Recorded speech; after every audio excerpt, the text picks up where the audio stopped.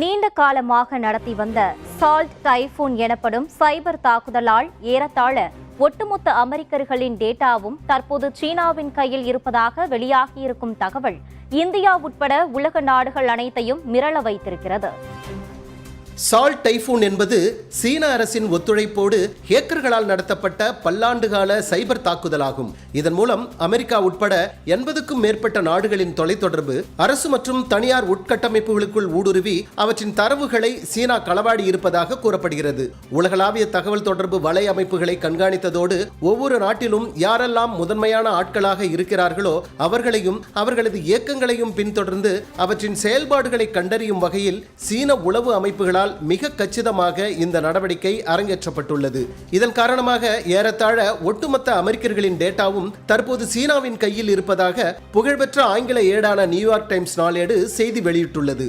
சீனாவின் இந்த சைபர் தாக்குதல் மூலம் அமெரிக்காவின் ஒவ்வொரு குடிமகனின் தரவுகள் மட்டுமல்லாமல் 80க்கும் மேற்பட்ட நாடுகளைச் சேர்ந்த பல்வேறு துறைகளின் தகவல்களும் களவாடப்பட்டிருக்கலாம் என அமெரிக்க புலனாய்வுத் துறையினர் கருதுகின்றனர். தொலைத்தொடர்பு நிறுவனங்கள், அரசு அமைப்புகள், போக்குவரத்து, உணவு விடுதிகள், தங்கும் விடுதிகள் போன்ற உறைவிட உட்கட்டமைப்புகளும் சீனாவால் குறிவைக்கப்பட்டுள்ளன. இவற்றுடன் 2024ஆம் ஆண்டில் நடைபெற்ற அமெரிக்க தலைவருக்கான தேர்தல் பரப்புரையின் போது டொனால்ட் ட்ரம்ப் மற்றும் ஜேடி வான்ஸ் ஆகியோரின் தொலைபேசி உரையாடல்களும் குறிவைக்கப்பட்டிருப்பதாக தெரிய வந்துள்ளது என அமெரிக்க புலனாய்வுத்துறை தெரிவித்துள்ளது. சால்ட் டைபூனின் இந்த திறமையான உளவு பார்க்கும் நடவடிக்கை சீனா எந்த அளவுக்கு மேம்பட்ட சைபர் தாக்குதல் திறன்களையும் உளவு வேலைகளையும் வெற்றிகரமாக செய்து முடிக்கும் திறமைகளையும் கொண்டிருக்கிறது என்பதை உலகுக்கு வெளிச்சம் போட்டு காட்டியிருக்கிறது. அமெரிக்காவுக்கே இந்த நிலைமை என்றால் இந்தியாவின் நிலை என்னவாகும் என்கிற வினாவை எழுப்புகிறார்கள் நமது நாட்டு பாதுகாப்புத்துறை வல்லுநர்கள்.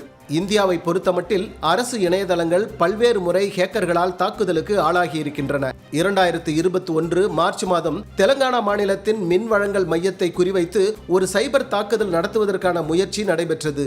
இதேபோன்று 2020ஆம் ஆண்டில் நடைபெற்ற மும்பை மின்தடை மற்றும் 2021-22ஆம் ஆண்டுகளில் லடாக் மின் கட்டமைப்பு தாக்குதல்களுக்கு உள்ளான நிகழ்வுகள் உள்ளிட்ட அனைத்திலுமே சீனாவின் ரெட் எக்கோ என்கிற குழுவுக்கு தொடர்பு இருந்திருக்கலாம் என அமெரிக்காவைச் சேர்ந்த ஃபியூச்சர் நிறுவனம் வெளியிட்ட அறிக்கையில் தெரிவிக்கப்பட்டுள்ளது.